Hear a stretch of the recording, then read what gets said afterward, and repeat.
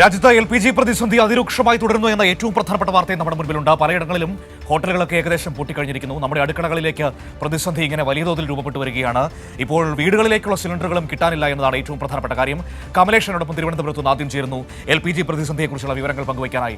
കമലേഷ്, ഹോട്ടലുകളൊക്കെ പൂട്ടിയിരിക്കുന്നു. തിരുവനന്തപുരം നഗരത്തിൽ ഭൂരിഭാഗം ഹോട്ടലുകളും പൂട്ടുകയോ അതല്ലെങ്കിൽ ഈ ഭക്ഷണ വസ്തുക്കളുടെ ലഭ്യത കുറയ്ക്കുകയോ ചെയ്തിട്ടുണ്ട്. ഇപ്പോൾ കമലേഷ് എവിടെയാണ് നിൽക്കുന്നത്? എന്താണ് ഏറ്റവും പുതുതായി ഇപ്പോൾ LPG പ്രതിസന്ധിയെക്കുറിച്ച് നമുക്കറിയാൻ കഴിയുന്നത്?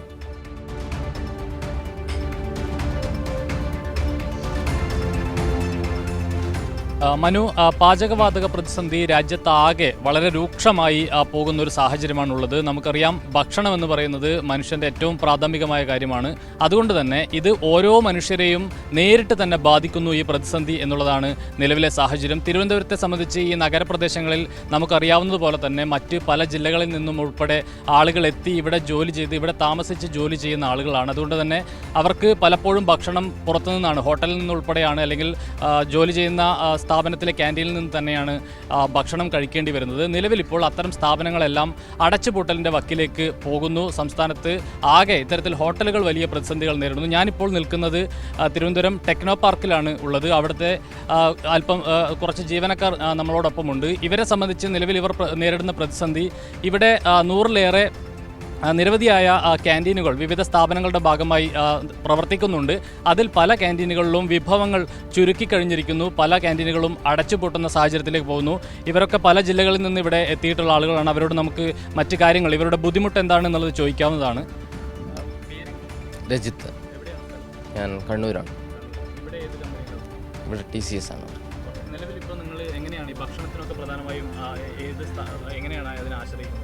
ഞങ്ങൾ ഇൻറ്റേർണലി ഉള്ള ഫുഡ് കോർട്ട്സാണ് മോസ്റ്റ്ലി യൂസ് ചെയ്യുന്നത്. ഞാനാണെങ്കിൽ ഒറ്റയ്ക്കാണ് താമസിക്കുന്നത്, അപ്പോൾ കുക്കിംഗ് ഇല്ല. അപ്പോൾ പുറത്തുനിന്ന് തന്നെയാണ് 3 നേരം ഫുഡ് ആശ്രയിക്കുന്നത്. അപ്പോൾ ഇല്ല, നല്ല പ്രതിസന്ധി ഉണ്ട്. എന്ന് വെച്ചാൽ 2-3 ദിവസങ്ങൾക്ക് മുമ്പ് തന്നെ പല ഫുഡ് കോർട്ടുകളിലെയും സ്റ്റോൾസ് ഷട്ട് ഡൗൺ ആയിട്ടുണ്ട്. ഓൾമോസ്റ്റ് പ്രവർത്തിക്കുന്ന ഫുഡ് കോർട്ടുകളിലാണെങ്കിൽ തന്നെയും റെസ്ട്രിക്റ്റഡ് മെനു ആണ്, ഭയങ്കര ലിമിറ്റഡ് മെനു ആണ് കിട്ടുന്നത്. പുറത്തും അവസ്ഥ കുറച്ച് പാനിക്കുള്ള അവസ്ഥയാണ്. എന്ന് വെച്ചാൽ എല്ലാം അടഞ്ഞു കിടക്കുകയാണ്. കുറേ മിക്കവാറും കടകളൊക്കെ അടഞ്ഞു കിടക്കുകയാണ്. സ്ഥിരമായി പോകുന്ന ഒരുപാട് ഹോട്ടലുകൾ അടഞ്ഞു കിടക്കുകയാണ്. അപ്പോൾ ലഭ്യതയ്ക്ക് ഭയങ്കര ലിമിറ്റേഷനുണ്ട്. ഇപ്പോൾ ഭക്ഷണം ഇല്ല എന്ന് പറയുമ്പോൾ നിങ്ങളുടെ സ്ഥാപനത്തിൻ്റെ പ്രവർത്തനത്തെയും അത് ബാധിക്കുന്നുണ്ടോ?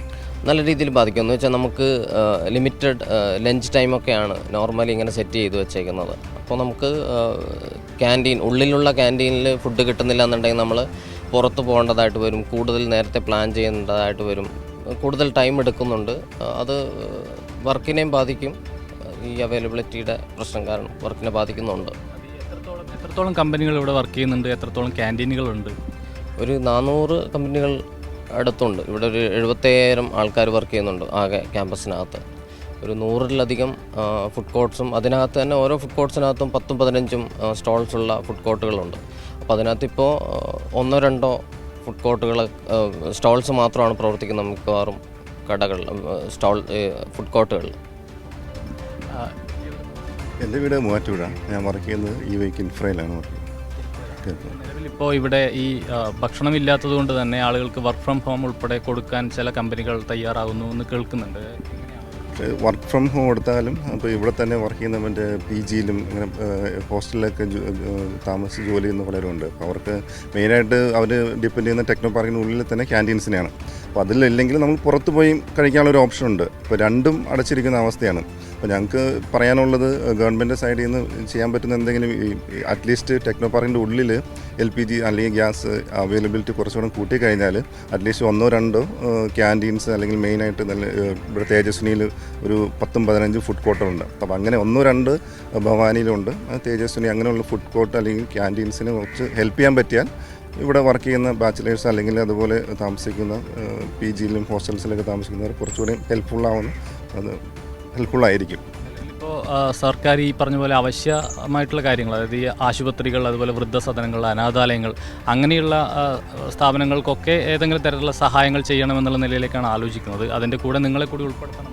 അതെ, ഇപ്പോൾ IT പാർക്കിന് ഒരു പ്രത്യേക കമ്മ്യൂണിറ്റിയായി കണ്ട് അതിൻ്റെ ഉള്ളിൽ തന്നെ അങ്ങനെ ഒരു ഹെൽപ്പ് ചെയ്യാൻ, അല്ലെങ്കിൽ ഗവൺമെൻറ് സൈഡിൽ നിന്ന് അങ്ങനെ ഒരു പുഷ് വന്നു കഴിഞ്ഞാൽ എനിക്ക് തോന്നുന്നു അത് കുറച്ചുകൂടെ ഹെൽപ്ഫുൾ ആയിരിക്കും. അപ്പോൾ നമുക്ക് ഇവിടെ തന്നെ കണ്ടിന്യൂ ചെയ്ത് ഇവിടെ തന്നെ ജോലിയും ചെയ്യാം. പണ്ട് നമുക്ക് വർക്ക് ഫ്രം ഹോം ഇടയ്ക്ക് കോവിഡിൻ്റെ സമയത്ത് കൊടുത്തു.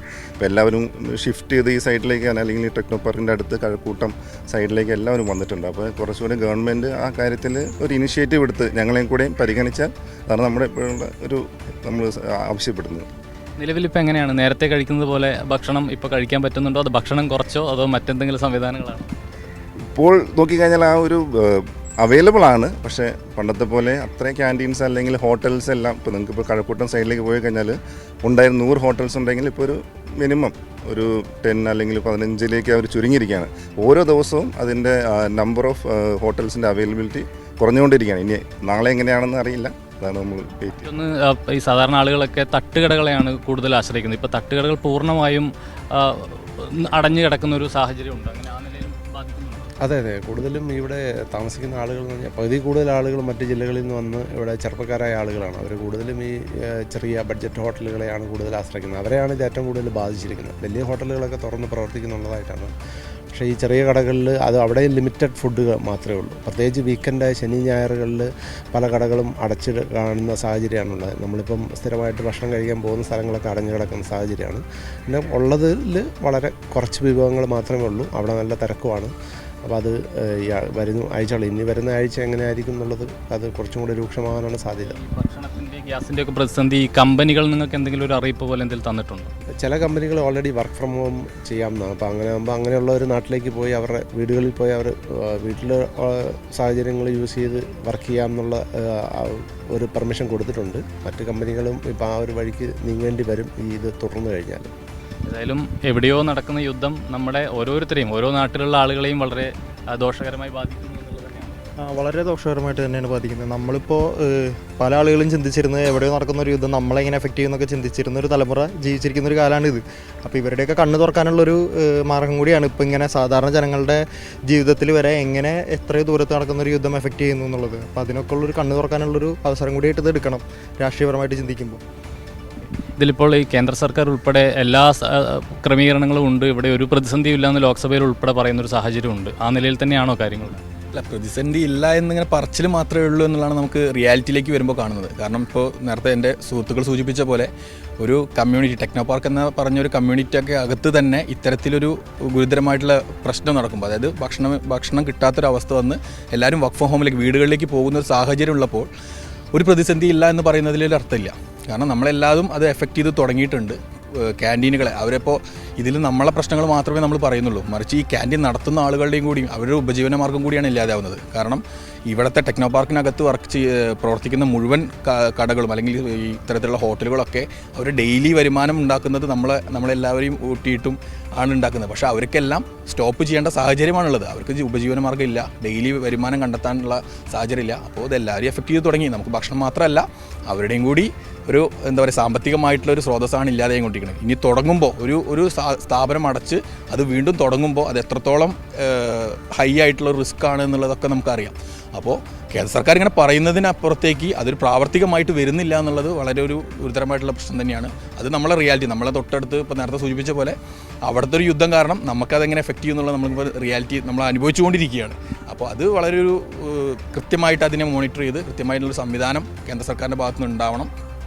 മറിച്ച് കേരള ഗവൺമെൻറ് ഭാഗത്തുനിന്നും ഇത്തരത്തിലുള്ള ഒരു ഉത്തരവൊക്കെ ഇറക്കിയിട്ടുണ്ട്. ഇപ്പോൾ നേരത്തെ സൂചിപ്പിച്ച പോലെ ആ ഉത്തരവിലേക്ക് ഞങ്ങളെയും കൂടി ഉൾപ്പെടുത്തി ടെക്നോ പാർക്കിലേക്കും ഇൻഫോ പാർക്കിലേക്കും അടക്കമുള്ള IT സ്ഥാപനങ്ങളെയും കൂടി ഉൾപ്പെടുത്തിക്കൊണ്ടുള്ള ഒരു നല്ലൊരു തീരുമാനം വരണമെന്നുള്ളതാണ് നമുക്ക് കൂടുതൽ പറയാനുള്ളത്. ഏതായാലും മനു, ആ നിലയിലാണ് ഇവരുടെ കാര്യങ്ങൾ മുന്നോട്ട് പോകുന്നത്. വലിയ എല്ലാ മേഖലയെയും ഈ LPG പ്രതിസന്ധി ബാധിച്ചിട്ടുണ്ട് എന്നുള്ളതാണ്. അത് കേവലം ഭക്ഷണം കഴിക്കാൻ പോകുന്ന ആളുകളെ മാത്രമല്ല, അതുകൊണ്ട് ഉപജീവനം നടത്തുന്ന ആളുകളുടെ വരുമാനം കൂടിയാണ് ഇതുകൊണ്ട് ഇല്ലാതായിരിക്കുന്നത് എന്നുള്ളതാണ് ഏറ്റവും പ്രധാനപ്പെട്ട കാര്യം. ഇവരുടെ ആണെങ്കിലും ഇവരുടെ ആവശ്യം ഇവരുടെ ഒരു ഈ ഇൻഫോ പാർക്ക് അതുപോലെ തന്നെ ടെക്നോ പാർക്കിലുള്ള ഈ കമ്മ്യൂണിറ്റിയെ കൂടി ഈ സർക്കാർ സംവിധാനങ്ങളുടെ ഭാഗമായി അവരെ കൂടി പരിഗണിക്കണം എന്നുള്ള ഒരു കാര്യം കൂടി, ഒരു ആവശ്യം കൂടിയാണ് അവർ മുന്നോട്ട് വെക്കുന്നത്. മനു, ശരി. ഓക്കെ, താങ്ക് യു കമലേഷാണ് വിവരങ്ങൾ നമുക്ക് ടെക്നോ പാർക്കിൽ നിന്ന് നൽകിയത്. ടെക്കുകളുടെ ആശങ്കകളെ കുറിച്ചാണ് അവർ നമ്മളോട് സംസാരിച്ചത്. ഏതായാലും പ്രതിസന്ധി വല്ലാതെ രൂക്ഷമായി പോവുകയാണ്. കേന്ദ്ര സർക്കാർ ഇപ്പോഴും പറഞ്ഞുകൊണ്ടിരിക്കുന്നത് രാജ്യത്ത് പാചകവാതകത്തിന് ഒരു പ്രതിസന്ധിയുമില്ല, സ്റ്റോക്ക് ആവശ്യത്തിനുണ്ട് എന്നാണ്.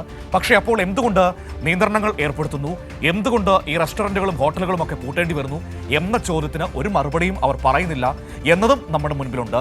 വസ്തുതകളിൽ ഊന്നി നിന്നുകൊണ്ട് യാഥാർത്ഥ്യ ബോധത്തോടെ ഈ പ്രശ്നത്തെ പരിഹാരം കാണാൻ കേന്ദ്രത്തിന് കഴിയുന്നില്ല എന്നതാണ് സത്യം, എന്നതാണ് വസ്തുത. അതെന്തുകൊണ്ട് സംഭവിച്ചു എന്ന് ചോദിച്ചാൽ നമ്മുടെ രാജ്യത്തിൻ്റെ നയതന്ത്രത്തിലുണ്ടായ വലിയ പാളിച്ചയാണ് ഈ പ്രശ്നത്തിന് കാരണമെന്ന് നമുക്ക് നിസ്സംശയം പറയാം. പ്രിയപ്പെട്ട പ്രേക്ഷകരെ, ഇറാൻ എക്കാലവും നമ്മുടെ സുഹൃത്ത് രാജ്യമായിരുന്നു. ഈ കശ്മീർ വിഷയത്തിൽ പോലും മറ്റ് ഇസ്ലാമിക് രാജ്യങ്ങൾ ഇന്ത്യക്കെതിരെ നിലപാട് സ്വീകരിച്ച് പാകിസ്ഥാനോടൊപ്പം നിന്നപ്പോൾ ഇന്ത്യയോട് ചേർന്ന് നിന്ന സമീപനം സ്വീകരിച്ച രാജ്യമായിരുന്നു ഇറാൻ. ആ ഇറാനെ തള്ളിപ്പറഞ്ഞുകൊണ്ട് നമ്മുടെ പ്രധാനമന്ത്രി ഇസ്രായേൽ പ്രധാനമന്ത്രിയോടൊപ്പം ചേർന്ന് നിന്ന് ഞങ്ങൾ ഇസ്രായേലിനോടൊപ്പമുണ്ട് എന്ന് പറയുന്നത് ഈ യുദ്ധം തുടങ്ങുന്നതിന് 2 ദിവസം മുൻപ് നമ്മൾ കണ്ടതാണ്. അപ്പോൾ ഇന്ത്യ അത്തരത്തിൽ ഒരു വഞ്ചനാപരമായ സമീപനം സ്വീകരിക്കുന്നു.